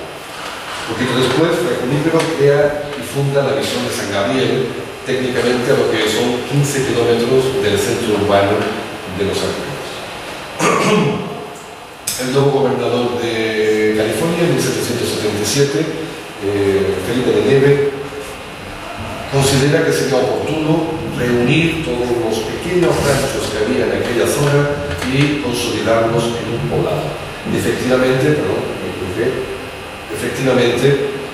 en 1781, lo que hasta entonces había sido un rancho, se funda por 44 colonos que habitaban por aquella zona, algunos y otros que vinieron llamados para asentarse allí. Se funda un pueblecito, un pueblo que se vino a llamar Nuestra Señora Reina de Los Ángeles del Río Porciúncula. Los americanos son bien más prácticos y acabaron por llamarlo LA. Los Ángeles. Efectivamente, era ni más ni menos que el embrión de la ciudad de Los Ángeles. En 1784, en apoyo a la misión de San Gabriel, se crea la Asistencia, que es otra misión anexa, que no tiene categoría de misión, sino que tiene una categoría de apoyo apenas, que se llama también Nuestra Señora de Los Ángeles.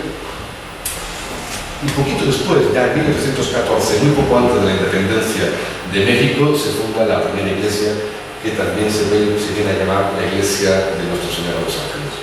En 1820, un año antes de la independencia de México, aquel poblado tenía la frontera de 620 habitantes. Hoy en día son más de 20 millones. Esto es el punto exacto donde se funda la ciudad. Existe en la calle llamada Calle Olvera, en Los Ángeles. La calle Olvera, sí, es la más latina de Los Ángeles. Curiosamente no se llma Olvera, sino por un juez mexicano que se llama José de Olvera, pero que obviamente debía tener raíces en Olvera, por alguna forma, ¿no? Y esta es una imagen de 1895, con la iglesia fundada, Nuestra Señora de Los Ángeles, y es exactamente la misma que hoy en día podemos visitar. Es exactamente eso. Pues hoy en día este pequeño gesto y vino a dar lo que hoy en día son, pues eso, el hogar de 20 millones de habitantes.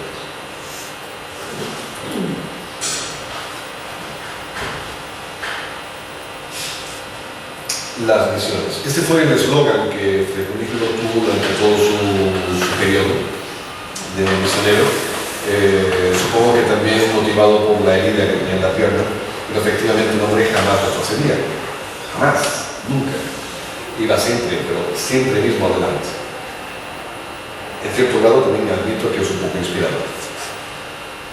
Ya hemos visto algunas de las misiones y cómo fueron fundadas, cuál fue la lógica fundacional de todas ellas.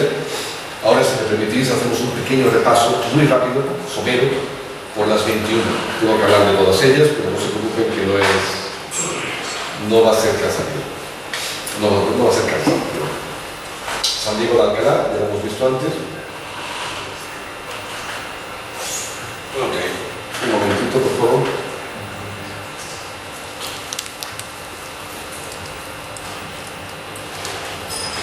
No sé si se va a escuchar ahí algo, espero que sí. Traje un pequeño vídeo que me pareció curioso traer porque inspira bastante lo que es, una vez más, lo que los americanos entienden que es su legado histórico. Y ellos venden su propia imagen pues, de la mejor manera posible. Yo creo que es bastante ilustrador de su forma de pensar. A ver si se consigue. Welcome to Mission San Diego de Alcalá, California's first mission. I'm Father Richard Dunnins, pastor of Mission San Diego, the 22nd successor of Blessed Diego Serra, who founded Mission San Diego nearly 250 years ago, back in 1769. Whether you're living in San Diego or planning a trip to Southern California, we can't wait to meet you. For many decades, local residents, tourists, and students have enjoyed all that we have to offer. It's a very national historical landmark. Look closely at the mission's architecture and the building materials selected for its time. Walk through our courtyards and enjoy the living plants, trees, flowers. Stroll through the wondrous gift shop and take an audio tour. Bueno, técnicamente el señor lo que está vendiendo es evangelización. Él hace auténtica publicidad de Eucaristía, matrimonio, venga a bautizar a sus hijos aquí. Si ustedes turistas de California, por favor, venga a base, ofrecemos todos los servicios eucarísticos evangélicos posibles y por haber. No es que sea ningún animado, pero la verdad es que uno no se imagina al párroco de aquí de la iglesia anunciándose en YouTube en un programa diciendo, pues vengan aquí a San Dionisio a bautizarse, claro, por ponerte un ejemplo, porque tengo mucho respeto por el padre de esta era la segunda de las misiones, como vimos, San Carlos de Borromeo y Carmelo, interior. Y aquí me permitís también, no sé si se va a oír, es apenas un minutito. Yo creo que también estáis deseando que me calle un poco. Existen unas grabaciones recientemente desenterradas, digo recientemente, muy recientemente desenterradas, desempolvadas, agrupadas y arregladas, de algunos de los frailes que, además de otras muchas cosas, porque ellos servían para todo, desde arquitectura, ingeniería, eran arquitectos, ingenieros, cosas que veremos de aquí a poquito, pero también eran músicos. Y de hecho hay una serie de grabaciones, como mi amigo Frank también ya es testigo, muy interesantes y que yo creo que vale la pena poner apenas un poquito de una misa del sol de Juan Bautista Sancho, que es uno de los frailes de la misión de Santa Bárbara, aunque la vamos a ver interpretada en la misión de San Carlos Borromeo.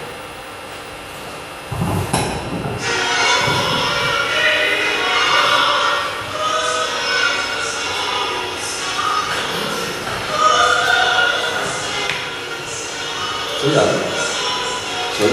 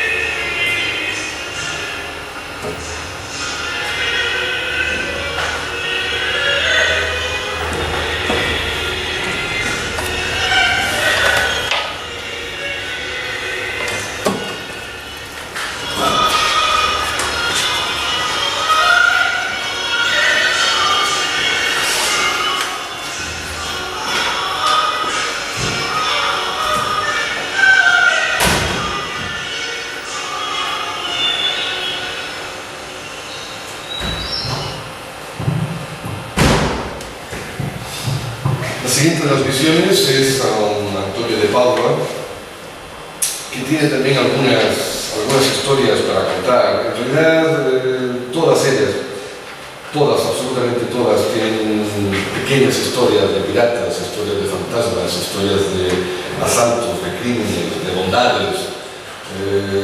No me podría parar, son 21 misiones, sería absolutamente imposible ni siquiera dar un pequeño perfil de cada una de ellas, ¿no? Pero fue precisamente en esta misión donde se celebró el primer matrimonio oficialmente en California. Este es el interior. San Gabriel Arcángel fue la tal misión fundada por, en este caso, Pedro Carbón y Ángel Somera, pero fue por nombre de Fray Junípero Sierra, por tanto se sigue considerando esta misión como juniperiana, porque fue en base a una delegación que él envió. Es esta la que se encuentra en Los Ángeles, mismamente. Espero que les gusten las fotos también, aunque no son muy apreciables un poquito a vista. Detalles de San Gabriel Arcángel. San Luis, obispo de Tolosa. Aquí tengo que mirar la chuleta, solamente para contaros algo curioso.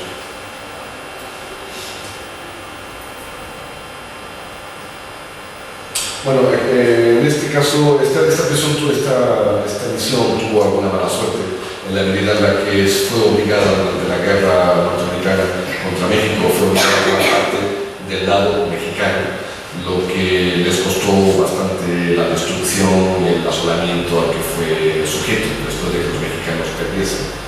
De hecho, los restos de la misión fueron vendidos, los restos de la misión y del área que ocupaba, fueron vendidos por escasos $500 a un John Wilson, que hizo el negocio de su vida, comprando toda aquella área por un precio tan simple. Llamo vuestra atención para la decoración, que aquí no se debe apreciar mucho, la decoración floral de todas las misiones. De hecho, fue gran parte de la colaboración de los indios en su momento. Puede que no estuviesen muy desarrollados, puede que no fuesen especialmente ingeniosos, pero sí tenían unas enormes habilidades artísticas, sobre todo en lo que se refiere a escultura, pintura y cestería. Además son ejemplos lindos, espectaculares. Ya hemos visto también San Francisco de Asís, una imagen de 1880, la imagen actual. ¿Sí? Sí, con la famosa campanita. Este es el interior de San Francisco. No sé si se ve realmente sobre el poquito.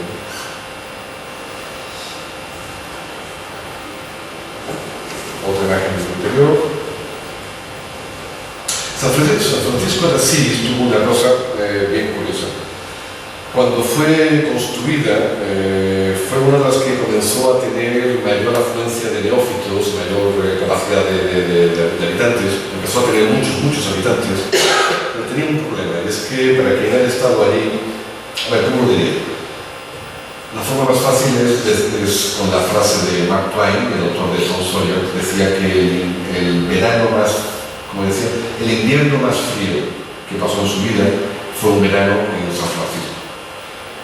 Y la verdad es que es absolutamente cierto. El verano es extremadamente frío, hay corrientes frías, espeluznantes, es muy húmedo.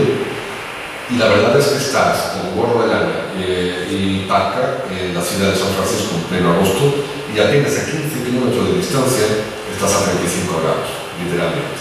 San Francisco es extremadamente frío durante el verano. Pero era tan frío que llegó a tener problemas de salud. De manera que muchos de los neófitos que fueron ocupando la población, el poblamiento de San Francisco, enfermaban. Neófitos, colonos, soldados, bueno, los neófitos más, porque entre la viruela y el sarampión también la cosa empeoraba bastante. El caso es que para apoyar a los enfermos de esta misión, abrieron una misión a esos 15 kilómetros de distancia, ya la vamos a ver, la misión de San Rafael Arcángel, que sirvió como submisión, como misión de apoyo, prácticamente con la única finalidad de servir de hospital. Es decir, el clima de San Rafael, apenas a 15 kilómetros, es seco, completamente seco y mucho más saludable que el de San Francisco. San Juan Capistrano es una de mis preferidas. Aquí voy a ser muy breve con todo el dolor de mi alma, pero vale la pena indicar que esta maqueta que está aquí corresponde a estas ruinas que están aquí. En realidad, esto es una representación de lo que aquí hay. Era una iglesia, la única que llegó a ser casi que catedral, en cruz latina, pero que se cayó literalmente en 1812, en un terremoto brutal que hubo de la falla de San Andrés, y mató a las 12 del mediodía del 1 de noviembre, no puede ser más cruel el destino, el 1 de noviembre a las 12 del mediodía en Angelus vino un terremoto de escala 8 y derribó por completo no solo esta misión, sino prácticamente todo lo que había en pie en la línea de la falla de San Andrés. Es que el de Lisboa fue 1 de noviembre. De 1755. También, ¿no? Fue 1 de noviembre. Y bueno, mató a 40 neófitos, entre otras cosas. Solamente una anécdota muy rápida que también da una idea divertida. Cuando yo visité esta misión, tuve la suerte de ser acompañado por la directora de las excavaciones y me dijo, entre otras muchas cosas curiosas, divertidas y geniales, que una de las preguntas que más le hacían a los guías, porque todos los colegios tienen una obligación de visitar las misiones, las que están más cercanas a sus poblaciones, forma parte de su historia. Pero San Juan Capistrano es especialmente bonita, era la joya de las misiones, tiene unos jardines arrebatadores absolutamente deliciosos, que yo infelizmente no he tenido ninguna foto, porque no podía traerlas todas, pero tiene jardines que son de los más bonitos que alguna vez he visto. El caso es que esta señora me cuenta que una de las preguntas que más veces le hacían a los guías era, levantaban la mano de los alumnos y preguntaban, pero señora profesora, ¿y cuándo van a terminar las obras?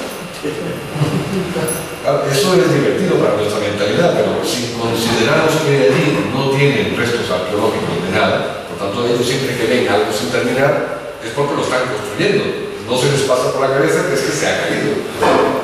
A ellos es lógico, nosotros sí estamos hartos de ver murallas, iglesias y catedrales y whatever, todas las cosas posibles, ¿no? Pero para ellos no. Entonces, bueno, eso es todo muy atractivo. El interior de San Juan Capistrano, esta capilla es la más antigua que funciona hoy en día como capilla en todo Estados Unidos, nunca dejó de ser capilla, es la llamada capilla de Serra, porque es la única que se mantiene en pie originalmente, donde Julio Serra llegó a dar misa personalmente, con la Virgen de Guadalupe en primer plano. Qué pena que no se vean las fotos todo como se ve acá. Otra imagen de San Juan Capistrano. Llamo vuestra atención para esta perspectiva de aquí,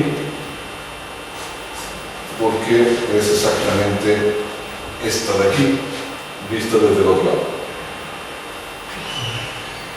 Catedral de Francia. Exacto. Santa Clara de Asís, que ya nos hablaba antes, como la catedral, perdón, como la Universidad de Santa Clara, nuevamente el interior. San Buenaventura.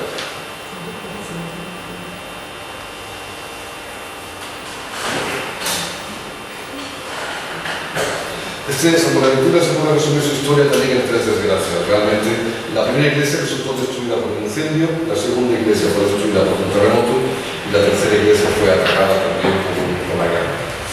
Esta creo que es la parte iglesia que la atacamos. Bueno, aquí también hay más historias porque tanto en Santa Bárbara como en San Buenaventura fue atacado por un pirata, fueron atacados por un pirata argentino, francés, de bandera argentina, un francés que abrazó la causa independentista argentina y acabó por ser navegante de las tropas argentinas, un corsario, tenía patente de corso y tenía como obligación de atacar todo lo que eran propiedades españolas, ciudades o lo que quiera que fuese. Y el hombre se divertía mucho atacando las costas peruanas, Ecuador y California. Llegó a atacar Santa Bárbara, a arrasar literalmente. El presidio, los 4 o 5 soldados que estaban allí, cuando se vieron quiénes eran aquellos piratas, veían que no tenían ninguna posibilidad de hacerle frente y se tiraron lo más rápidamente posible.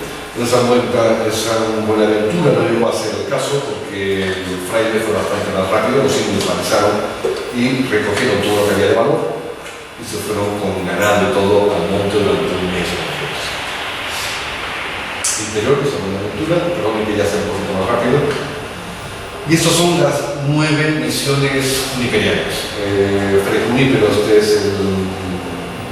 la estatua que está en honor a él, no está enterrado aquí, está enterrado en la losa. Bueno, murió en honor a la santidad, fue efectivamente beatificado por Juan Pablo II y que bueno, dejó una herencia brutalmente importante de lo que hoy en día es California. Las otras misiones, fundadas por sus colegas mallorquines, como Fermín Lazuelo, no son menos importantes. Esta es de las más espectaculares en cuanto a fachada, Santa Bárbara. Aquí sí tuvieron que escaparse, aquí arrasaron por completo los piratas. Hay incluso restos de alcabuces de los piratas en el museo. El interior de Santa Bárbara, no se me ve. Jardines también espectaculares. Ahora comparé la fachada de Santa Bárbara con el de la Purísima Concepción, que es una de las más pobrecitas.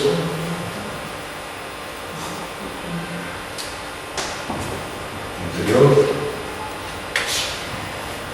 Santa Cruz, que es aquel otro pueblecito que estaba en la bahía de Monterrey. Recordamos que era Santa Cruz, Monterrey y Carmen. El interior, súper cuidado. Nuestra Señora de la Soledad, tal como estaba en 1900 y tal cual está hoy en día. Interior. San José. Interior. San Juan Bautista. Yo podría contaros muchas historias de cada una de ellas, pero ya creo que me estoy excediendo de tiempo. Y por eso estoy pasándola solo un poquito por arriba. San Miguel Arcángel también es un warrior, un cierto... ¿Quién decía lo del warrior? Sí. Caserío. Creo que se lleva. San Miguel Arcángel interior. San Fernando en España. Interior, súper barroco. Extraordinariamente rico. San Luis Rey de Francia, parece un poquito mexicano también.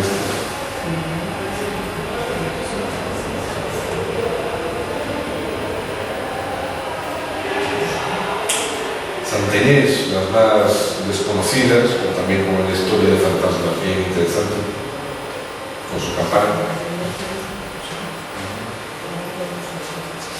Interior. Toda pintada, todo policromada, pintada a mano, absolutamente todo. Es una constante. Hay una cosa curiosa, hay una de ellas, San Gabriel Arcángel, que fue la primera en introducir las tejas para la construcción de los techos. Bueno, esto no es una tontería, pero no lo es. Hasta ese momento, como hemos visto, varias de las misiones fueron destruidas por incendios, a veces provocados, a veces fortuitos. Los indios tenían una facilidad para provocar esos incendios y todos los techos eran de paja. Claro, cierto punto acababa por ser una desgracia y hay una misión que introduce la fabricación de las tejas. No solamente comienza a fabricarlas en proporciones industriales, sino que hace que todas las misiones las exporta, obviamente las regala. Todas las misiones son cubiertas de tejas, pero no solo sí, sino que todo California hoy en día utiliza las tejas como base es una identificación. Las casas, incluso las casas más normalistas tienen tejas árabes, no se pueden pagarse, claro. Hay algunas imitaciones, pero todos tienen exactamente el mismo concepto de la famosa teja árabe, o la tradicional teja árabe española. De hecho, hay ¿conoce la calle Lombard en San Francisco? La calle Lombard aparece en muchas películas, es aquella calle muy inclinada, que es muy curva, y los coches parece que están como que bailando. Aparece en muchas películas, eso es muy característico de San Francisco. En la calle Lombard hay un edificio, la parte más alta, de una placa de bronce bien grande, que cuenta la historia del edificio, de la familia que lo construyó, y explica que las tejas que están cubriendo el edificio son tejas árabes auténticas del siglo XIII españoles. Luego te cuenta cuenta la historia. Resulta que los dueños de la casa se fueron a Málaga, compraron un cortijo del siglo XI, XII o XIII, desmontaron el cortijo todo, se trajeron los herrajes de las puertas, todo lo que era de mínimo de valor se lo trajeron. Pero lo más importante y lo que más valor le dieron fue a las tejas. Y hacen auténtico hincapié en decir que esas tejas no son de fábrica, no, son españolas del siglo XII. Interesante. San Rafael Arcángel es la misión que se dio de hospital a San Francisco de Asís. No voy a extenderme demasiado, aquí pasaron 20.000 aventuras. Bueno, la misión es esta. Bueno, esta es la iglesia que construyen anexamente. En casi todas ellas tienen una iglesia construida. El interior no se va a apreciar mucho, pero tienes la bandera de España, la bandera de México, la de la Santa Sede, la del pueblo de San Rafael, la de California y la norteamericana. Cuando entré a hacer esta foto, me sale una señora diciéndome casi que a gritos que no me hiciese fotos. No tenía ningún interés en hacer las fotos. Y tardé como media hora en explicarle que no tenía ningún interés en hacerle fotos a ella, ninguno. Bueno, que hasta acabó por venir el padre de la parroquia para intermediar, pero la señora estaba convencida de que yo le estaba haciendo fotos a ella. Y lo que hice fue esa foto. San Francisco Solano es la última de las misiones construida ya en periodo post-español, ya en el periodo de México.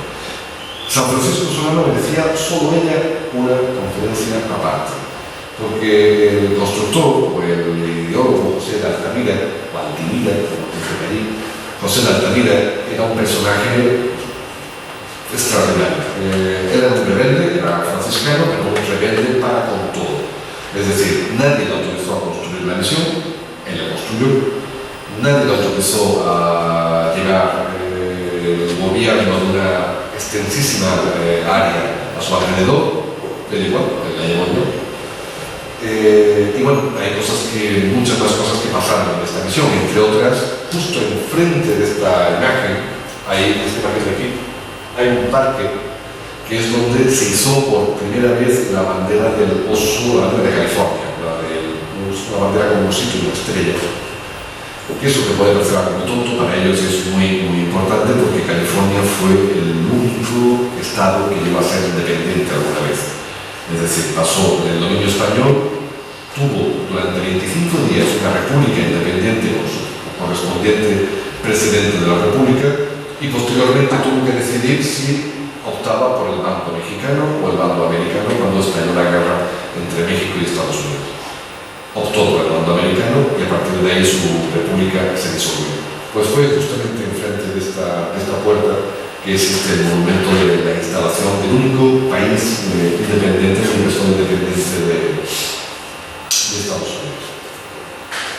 Este es el interior de San Francisco Solano. Otra cosa curiosa, es en esta misión de San Francisco Solano que por primera vez se introduce, creo que lo hablamos la primera vez, se introduce por primera vez la vid, pero en grandes extensiones. Ya existían otras de las misiones que hemos visto anteriormente, existían pequeños cultivos, de hecho tenían bodegas, pequeñas áreas de cultivo de vid, pero es aquí donde se introduce casi que en plan industrial. Eran vides de origen español y de hecho hoy en día esta zona toda es mundialmente famosa. En la zona de Napa Valley, Sonoma Valley, es el vino de California, tiene su origen una vez más en la herencia española. No me voy a extender mucho más. Esto es una planta general de cómo eran las misiones. No tiene mucho más misterio. Esto es San Juan Capistrano reconstruido con la iglesia que se cayó. Todas eran exactamente iguales, todas se construyeron iguales. Un patio cuadrangular con una serie de anexos para habitaciones. Las mujeres dormían aparte, las neófitas. Los casados y con familia dormían en otro sitio y luego tenían toda serie de servicios, almacenes, todas las cuestiones normales, lavandería, tejedores, panaderos, herreros, curtidores, etc. Esta es la planta vista desde arriba. Esta es la capillita que vimos antes, la capilla Serra, es esta de aquí. Las fotos de las ruinas están tomadas aquí. Y este es el patio con aquellos jardines maravillosos que no tienen ninguno. Solo a título informativo, estas son 3 misiones de la Baja California, de aquello que hablábamos al principio, de que fueron los jesuitas que fundaron. Solamente las he traído para hacer una comparativa curiosa de cómo son diferentes las construcciones.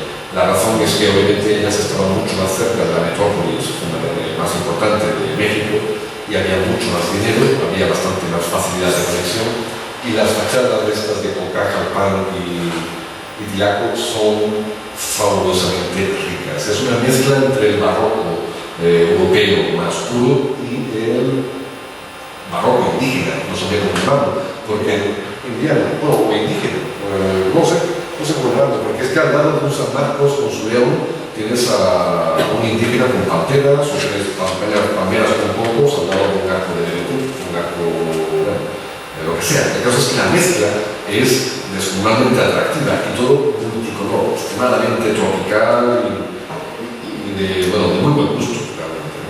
Las pobrecitas de las misiones de la Alta California son mucho más escuetas, mucho más pobres, mucho más austeras, pero es derivado a las enormes dificultades que también pasaron. Esto es un pequeño ejemplo de cómo era la vida de las misiones. Voy a resumir muy rápidamente. El día empezaba con el alba, iban todos a misa, desayunaban, iban todos a trabajar, los hombres al campo, las mujeres a sus labores, eminentemente cestería, tejidos y otros menesteres. A la hora de las 12 era Ángelus, almorzaban, después continuaban un poquito más de trabajo en el campo o de sus labores, y luego dedicaban la tarde a asuntos evangélicos, a la formación evangélica. Pero bueno, la verdad es que nunca olvidaban las fiestas. Existían más de 40 días festivos al año entre indígenas y católicos, y la verdad es que eran muy conocidas las fiestas que ellos acababan por celebrar. Estamos terminando. Solamente referir que la producción agrícola y ganadera de las misiones fue extraordinariamente buena. Una de las razones que existía, vamos a ver, las misiones tienen que cumplir tres elementos fundamentales cada vez que se levantaba una. Tenían que estar en un sitio donde hubiese agua, obviamente, también por eso muchas de ellas se llaman del río, no sé qué, del río Carmelo, del río Forcíncula, del río no sé cuál, del río Dolores, la misión de San Francisco es así, del río Dolores, porque tenían que tener agua fresca. Ellos mismos construían brutales acueductos de varios kilómetros de longitud, en muchos de los casos, diques, molinos de molienda, molinos de agua, eran auténticos ingenieros realmente. Pero tenían que ser autosuficientes en cuanto a producción agrícola y en cuanto a producción ganadera, tenían que tener indígenas cerca por su labor apostólica y tenían que tener madera para construcción y todo eso. Bueno, aquí hablo un poco más del vino, pero llegaron a tener ya en 1830 las barbaridades que aquí son. Además son números registrados para cada una de las misiones. Realmente se puede decir hasta el número de defunciones que había por misión, porque fue todo llevado al detalle por la administración española. Pero toda esa historia muda a partir de 1821, cuando México se independiza. Y yo no voy a decir ni que sea del bueno ni malo, pero lo que sí es verdad es que las misiones pierden el casco protector de un monarca católico, de manera que los franciscanos tienen que salir, tienen que abandonar las misiones, que no les pertenece a ese país. Pero hay una cosa importante que no puedo dejar de decir. Antes de salir, dejaron por escrito que los bienes materiales de las misiones y los terrenos debían y serían repartidos entre los neófitos. Pero eso también había que aplicarle las herramientas, las maquinarias, los telares, los talleres, los hornos, todo. Eso fue lo que dejaron en herencia a los neófitos con muy buena intención. El problema es que eso era, bueno, quien lo decía, era el país perdedor. El país que entra simplemente pasó por alto esas historias todas y se dedicaron a pasar por todo lo que eran las misiones y todo lo que eran las propiedades. Los indígenas, una vez más, fueron los más perjudicados, simplemente fueron ignorados, porque además, al la independencia de México, a la pérdida de la protección católica, a la pérdida de la protección militar que existía, poca que fuese, pero existía, de los españoles, se le suma que los militares mexicanos estaban completamente en otra, no querían saber de los indígenas ni nada, ni siquiera entendían por qué había que defenderlos de cualquier cosa, sino que además se le suma la guerra con Estados Unidos, poco tiempo después, y muy poquito tiempo después además viene el Gold Rush, la fiebre del oro de California. Por tanto, estamos hablando del año 1847, apenas en 15 años, aquella fiebre del oro arrasa por completo con todo lo que había y había por todo lo que había y pudiese haber servido alguna vez de sustento para los indígenas.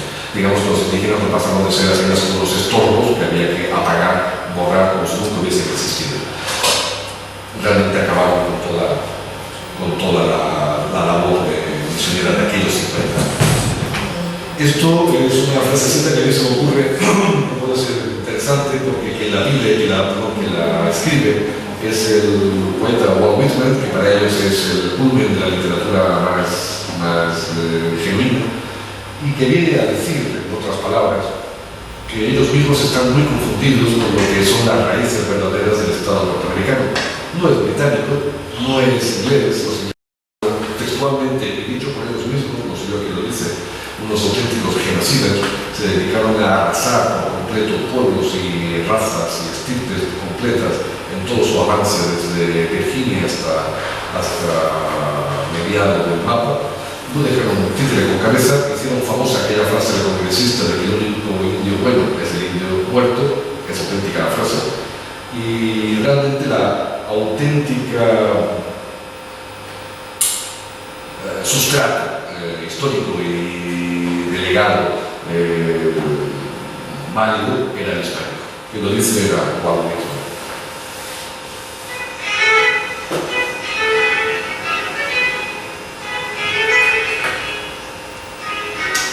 Está tocado con instrumentos originales, es un anónimo del siglo XVIII y pertenece a un disco llamado El Camino Real. Está tocado en la misión de San Diego.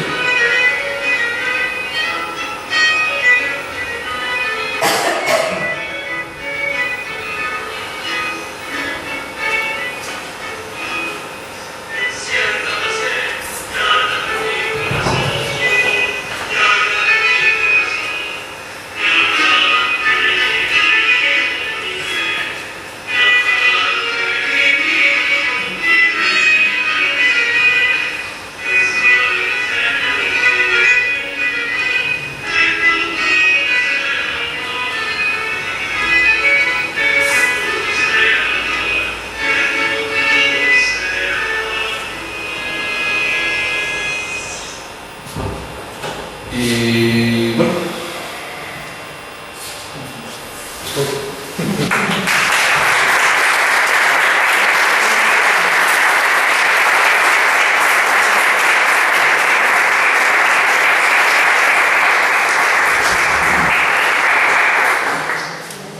Bueno, después de esta magnífica intervención histórica, fotográfica, musical, vamos a hacer un pequeño turno de preguntas porque ya va siendo un poquillo tarde. Venga, señor. ¿Se ha implicado la administración norteamericana con la rehabilitación de esto o es cosa privada o es religiosa? Inicialmente, hasta donde yo llego a saberlo, la administración americana delega en los respectivos gobernadores la rehabilitación de lo que quiera que sea patrimonio del Estado. En el caso de las misiones de California, sé que hubieron varias congregaciones privadas, no sabré decirte los nombres exactos ahora, pero sí sé, creo que tiene alguno por aquí apuntado, un personaje importante. Pero sé también que hubieron congregaciones, las hermanas de Golden Sister of no sé cuántos, no recuerdo ahora el nombre, son varias las que tomaron por separado cada una de las misiones. Pero todos por separado, es decir, la misión de Santa Clara fue rápidamente asumida como universidad. No lo he comentado, pero estaba aquí también para ser dicho, porque ya me estaba pasando el tiempo. Pero la de Santa Clara fue la universidad. Obviamente que hay un señor que con considera que aquello puede tener potencial como universidad, lo asume, paga y se reúne el dinero, y en Estados Unidos no es difícil, se reúnen las condiciones, se recupera y se salva. Y así prácticamente todas, ¿no? La relación y eso. Muchas relaciones, sí. Pero es más particular que propiamente gubernamental. Eso debe prácticamente siempre los gobiernos locales. ¿Alguna pregunta más? No sé, A Rico. mí me gustaría que llega su relación llega hasta un punto que es muy importante y lo cierra. Y creo que si continúa por ese camino, pues puede encontrar algo también muy interesante. O sea, cuando los americanos hacen todo el control de toda esta parte de lo que es los Estados Unidos y empuja a los nativos para que salgan fuera de esa parte, los indios nativos corren hacia el norte en busca de un sitio que ellos llaman momentito, yo cuando fui a la conferencia no tengo grito. Entonces corren para el norte para esconderse en una parte que ellos llaman la cañada, donde ya La anécdota se la ha contado. Ah, sí. Entonces, Lo de la cañada. lo que yo te he contado, eso se lo he contado ya, ¿no? Bueno, pues eso es lo que notable menos que no mencionaba, porque en los Estados Unidos, bueno, la mayoría de los profesionales historiadores, pues yo he venido a contarle eso, lo han aceptado como bueno. Y por eso lo digo, porque es que va a venir alguien y va a coger eso para... Es muy probable, de hecho... Y es que viene perfectamente. Los nativos iban buscando la cañada que ellos habían escuchado de los españoles. Un sonido parecido, pero que no era la cañada. Si me permiten, yo lo explico un poco para esto. Si no recuerdo mal, me corrige si me equivoco. Es una teoría de No, José. pero, sí, lo que vengo a decir, ¿no? Que luego, como no tenían los franceses, ni tienen una ñ, ni nadie tiene una ñ en los españoles, pues esto fue conocido. El siguiente país que está detrás de los Estados Unidos es Canadá. Hoy le llaman Canadá, pero los indios le llamaban Cañada se derivó a Canadá. Canadá. Eso. Pero es que eso, bueno, yo he vivido en los Estados Unidos pues mucho tiempo. Ya se puede decir que tengo 4 hijos, ¿no? Que tienen 20, 30 años, cada uno, o sea, que yo y todos son americanos. Todos mis hijos y mis hijas, los 4 son americanos. Entonces, yo corrí pues, el pasaje de este español de la calle ancha, lo corrí los mismos pasos que él dio Juan Ignacio. Estos pasos de este señor, los pasos que dio este señor. Este señor, yo lo corrí. Pues yo lo corrí, lo que pasa es que él quizás no pudo contar, pero yo tomé con fotografía una montaña, bueno, en esta amalgama de rocas que existen, que separan la parte del oeste. Y entonces ahí encontré yo también una roca donde decía por aquí pasó Juan Doñate. Yo lo tengo también en fotografía, o sea, que os lo puedo dar porque... Aparte tiene un mapa que tiene 200, 300 localizaciones de nombres españoles, incluso la frontera de Estados Unidos. Eso sería muy interesante de ver ese mapa. O sea, que yo no soy historiador, yo soy músico.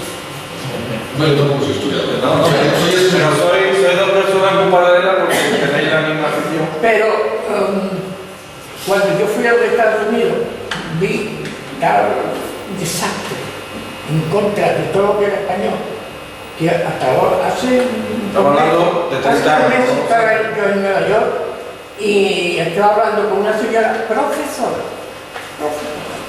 Y le digo, mira la combinación de los caballos. Y yo creo la cantidad de caballos que tenía aquí. Y yo, eso es típico americano. Los caballos son americanos. Aquí no hay caballo, o que no puede ser, o se insultó todo. Bueno, cuidado con esa afirmación porque no es del todo cierta.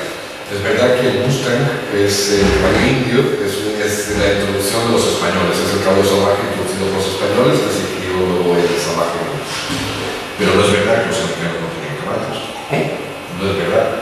De hecho, existen muchos restos arqueológicos de equinos, de razas de equinos que desaparecieron. Estoy hablando del Eoceno, del Eoceno para arriba. Sí, en la parte de normalmente se puede visitar lo que es los Estados Unidos, ni en el Canadá existe caballo, porque el Canadá no se presta para el caballo. Y en la parte norte de los Estados Unidos no se presta para el caballo tampoco, porque puede salir con el caballo muy bien y ya no puede salir más, porque al tercer día o al cuarto día le cae una tormenta de nieve que el caballo no necesita. Entonces, son cosas que hay que tenerlo en cuenta porque el americano, ¿vale? Que mis hijos son americanos. Y yo no hablo mal del americano, pero el americano se lleva todo lo que puede para hacer cosechas, porque no tiene historia y lo va a recoger. Pero lo bueno que tiene es que la poca historia que tiene la conservan, la difunden, son auténticos maestros en la difusión de su historia. La venden como una vez me estaban pidiendo una charla, una conferencia, entonces expliqué el trato que los indios recibían de los cristianos, de la iglesia. Y entonces, pero que también había azúcar para aquellos que no se comportaban de acuerdo con ellos bien. Y entonces yo les explicaba cuáles eran algunos de esos castigos que ponían. Entonces, ¿quién era eso? Que eran capaces de condenar a esas personas. ¿Quién podía hacer eso? ¿No? ¿Quién podía hacer eso? Eso en América no ocurre, ¿no? ¿Tú no te acuerdas de los aviones que tiraban unos cohetes que valían 32 personas? Bueno, pues obviamente la sesión estamos llegándole de los americanos recibí este día un buen aplauso. Bueno, a ver, siempre entregamos a los conferenciantes una litografía